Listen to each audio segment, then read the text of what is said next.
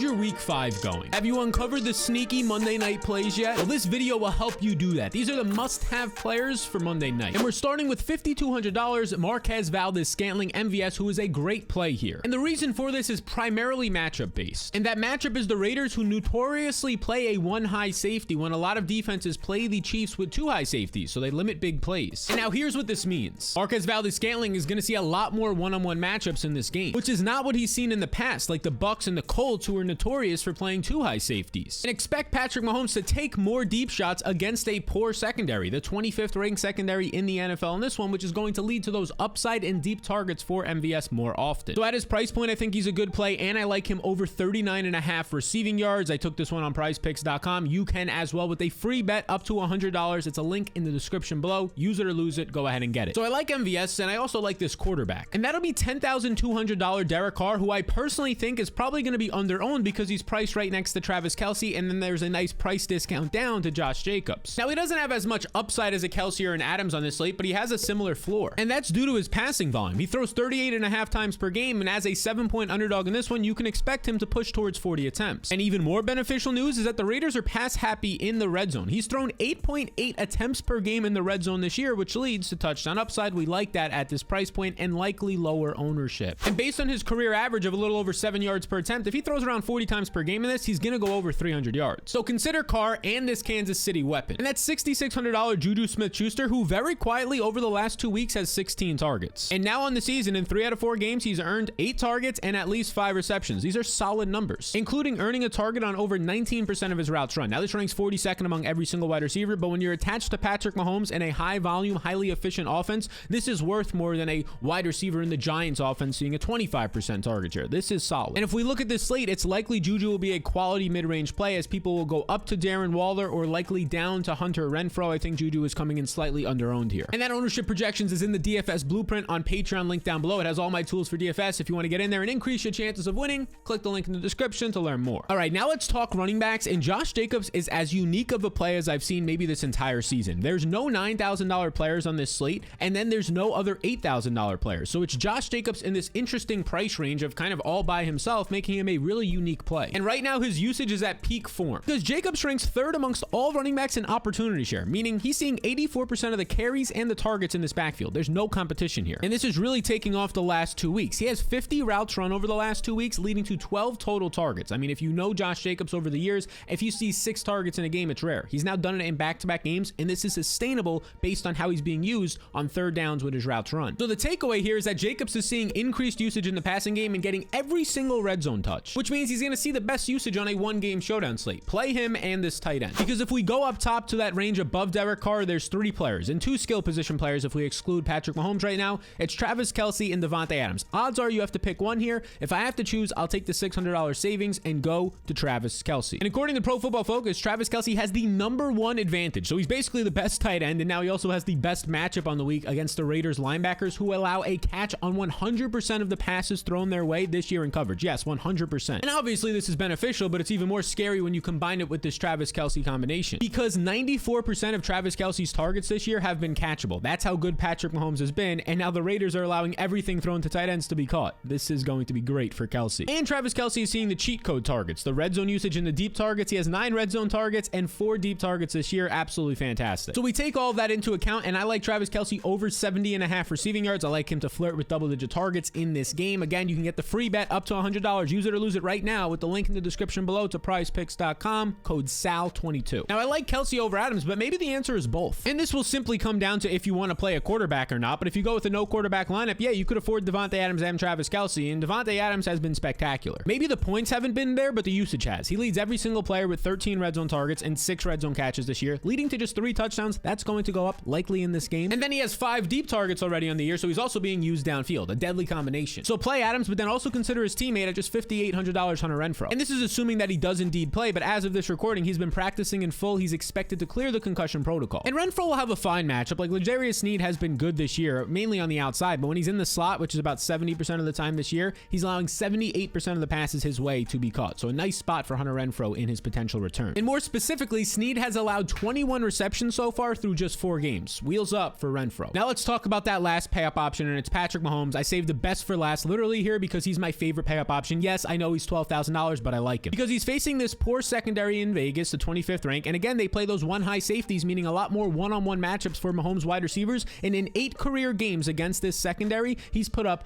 30 fantasy points per game and over 318 yards per game. He's been lights out. And the dude averages 2.8 touchdowns per game, which basically means he's going to pop off here for 20 to 25 plus fantasy points. And I'm all in on Mahomes on this slate. Not only do I like him in fantasy, but I like him over 272.5 passing yards. I have him for close to 300 passing yards in this game. You should take this one. This is my favorite bet on the night. Use that link in the description to get that free bet up to $100. Okay, so there's a lot of pay-up options on this slate, so we obviously have to attack some value. And now you get to the kickers and defenses, but a player sandwiched in between there or right around this price point is $4,600 Nicole Hartman. And I'm just going to prefer Hartman over those guys because he has way more upside. All it takes is one target, one deep reception. We've seen it so many times from Nicole Hartman, and he's running the routes. He's running about 20 routes per week. He's seeing about 50% of the snaps. Now, there is one concern. He did lose snaps last week to rookie Sky Moore, but this also happened, if you look right here, this also happened between weeks 1 and 2, where his routes run go down to 19, and then the following week, what happens? Well, he plays a season-high 75% of the snaps and 27 routes. So this might just be a one-game sample from week 4. But it's important to ask the question, what if it's not? Because if it's not, then $2,400 Sky Moore, the rookie, might be the best value play in the slate. Because last week, he saw a season-high 30% of the snaps, which again, this is not fantastic usage overall, but for the context of a one-game slate, it is. He runs 12 routes, which is 2 more than he's seen on the entire season combined to this point, and 4 targets in one game, after seeing just 1 target in the previous 3 games. So expect him to split that usage with Nicole Hartman, but hey, he's half the price if he actually gets this same usage. Okay, so Sky Moore's one value, but can we dig for some more? $3,000 Jerick McKinnon, let's discuss. McKinnon last week saw his lowest usage of the entire year. He actually led the Chiefs the first 3 weeks of the year in running back snaps, and then last week, he finishes 3rd place on the team behind rookie Isaiah Pacheco, just 22% of the snaps, just 2 carries, a season low 3 total touches. What's going on here? But like the Sky Moore, Nicole Hartman usage, maybe it's just a 1-week thing, but Isaiah Pacheco on his 11 touches last week looked really good. So I don't feel as strong about McKinnon this week, but he has to stay in play because let's look at the rest of these dudes. You get $2,000 Brandon Bolden, who's been operating as the RB2 and passing down back in previous weeks, but it's been Josh Jacobs' full backfield lately. Bolden last week, just 6% of the snaps. And now we get all the way to this below $1,000 range, and you might start to get some options here. There's Jody Forston and Noah Gray. Let's start with Forston. These guys are both Chiefs tight ends, and Forston on the entire year, he ran 11 routes last week, basically saw his best usage, ended up finding the end zone. He's going to be a touchdown or bust. He only has 3 total targets this year. All 3 of them, though, are in the red zone. And then there's Noah Gray. Now, unlike Forston, who has just 3 total targets on the year, Noah Gray actually has decent usage if we're talking about guys below $1,000 because he has 8 total targets on the year, and he's ran about 4 times the amount of routes than Forston has. And Forston has 3 red zone targets, and Noah Gray has 2, so pretty even. Yet you're going to get these guys at a very similar price point. So I'll actually go to Noah Gray under $1,000 over Jody Forston. Now, another option here is Foster Monroe, another backup tight end. He missed last week, but in the first couple of games, he was seeing decent usage, 3 targets per game, 15 routes run per game, very similar to a Noah Gray. So at this point, they're kind of coin flips, probably get 1 or 2 receptions at most. Maybe you're looking for a touchdown. So those are the low end guys. Let's tackle some more mid-range plays. Starting with Isaiah Pacheco, who did see that RB2 usage last week ahead of McKinnon. It was kind of a 2A, 2B, but he's just too expensive now. Even if he sees good usage again, it's only going to be like 30% of the snaps and maybe 7 to 8 touches in this game. He did look good last week, but now he's priced all the way up to almost $5K. He needs to get close to 10 fantasy points to pay off, and I just don't see it. But I do think in this same price range that Matt Collins is in play. Because even if Hunter Renfrow returns, Matt Collins was a full-time player in weeks 1 and week 2 when Renfrow was out there, playing 90% of the snaps, 84% of the snaps, and running 39 and 36 routes. It led to 9 targets in those 2 games with Renfrow out there, meaning that he actually has some upside. So you could either play Isaiah Pacheco in his 6 to 7 to maybe 8 carries in this game, or you can get 4 or 5 targets out of Matt Collins, likely downfield and maybe a red zone target or 2 for the same price. I'll take Matt Collins. In this specific range between the $4,000 and $5,000 range though,